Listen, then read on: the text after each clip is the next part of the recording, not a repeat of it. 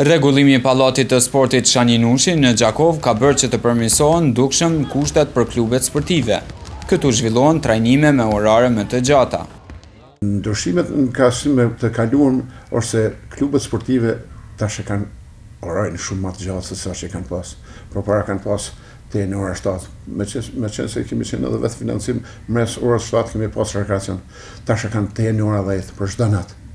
Kështu që klubet sportive kanë mundësi dhe kanë ma tepër servitje, kanë orarin ma të gjatë se sa që kanë pas përpara.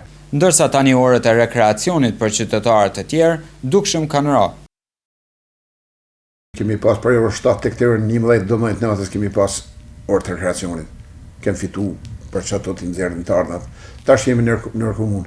E kemi veç ditën e hunë, për orës 7 lirë, për orës 6 zakonisht e kemi të lirë, e kemi atë 3-4 orë tonin, edhe të prantim ja 2 orë se den 10 poshtë për natë me klube. E për ato ka ra tash edhe interesimi i rekreacionit.